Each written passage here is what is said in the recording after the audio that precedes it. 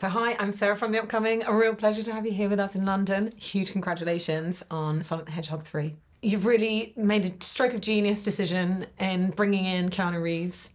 Tell us a bit about casting him as Shadow, and I guess how he's kind of channeling some of that John Wick character maybe here, and his kind of moody, vengeful vibe, someone who's been through trauma, and he really, he's not taken this on lightly. He's really gone to town on taking this voice cast on. I think you just answered the question for yourself. I mean, it's exactly that. It's like, I mean, with Shadow, we were very excited about bringing in a character that just was very different from Sonic. I mean, Sonic is this motor mouth, manic, fun, energy character that Ben just personifies so greatly. And with Keanu and Shadow, it's like we're just going for something a little bit more mysterious, something a little bit more complex. I mean, his backstory is very different from Sonic's.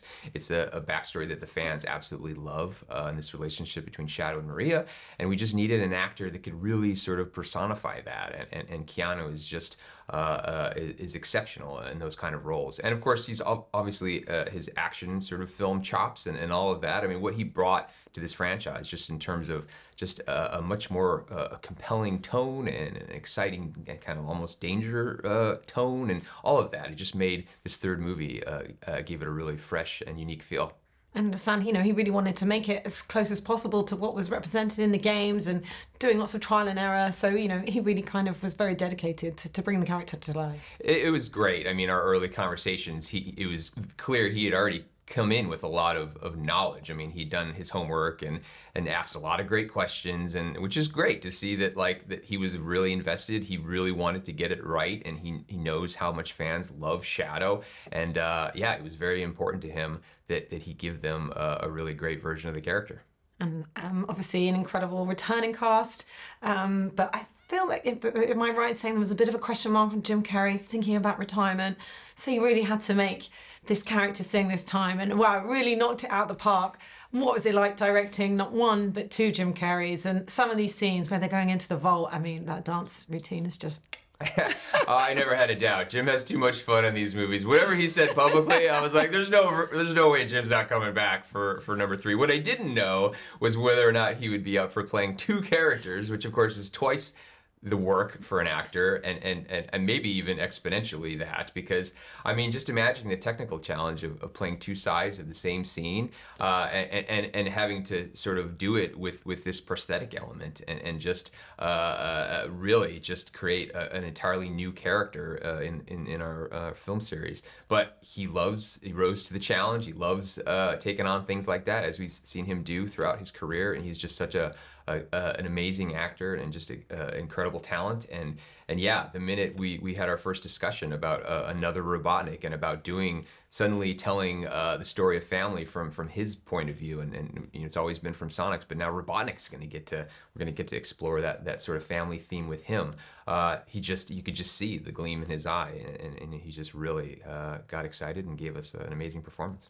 2 of them. I feel like he's the kind of actor, you could just like let him riff. Is there room to kind of do that in a film like this? And did you have a favorite moment? Was yours the dance scene? Was there another one? Oh, absolutely. I mean, the dance scene, we had so much fun planning that, which hopefully it looks like a tremendous amount of work, because it was. There's a lot of choreography. Jim wanted to do as much as he could, but as you can imagine, some of those moves are a little bit beyond his ability. But he had so much fun when we would watch the rehearsals with the dancers together. We'd talk about the choreography. We'd pick out the moments where we could really find funny silhouettes, and you've got these two overweight characters in spandex, and their bellies are flying around, and no, it was so much fun to do, and then was so rewarding once all the additional kind of laser visual effects and all that were added in and everything. So no, that for sure was a standout sequence for me.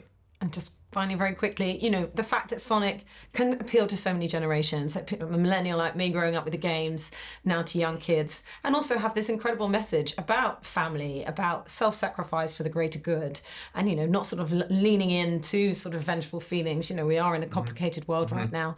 Let's try to hang on to the good parts of ourselves. Absolutely, and I think as much fun as we have with these films, as much as we love designing great action with these little superpowered characters, at the end of the day, what really is important is the heart and the emotion and the themes. And kids are going to come to these movies for the action and the humor and all that, but you want to sort of connect with them on a deeper level and give them stuff and celebrate family, celebrate friendship, and just it's just an opportunity to just to make these films a little bit more rich with stuff that hopefully they walk out of the theater and it finds its way, into their little hearts and minds. So no, that it's something we hold in the highest regard and really put above everything else. Fantastic. Thanks so much for sharing that with me. Huge congratulations on the film. Can't wait for everyone else to see it. Thanks so much. Thank you so much.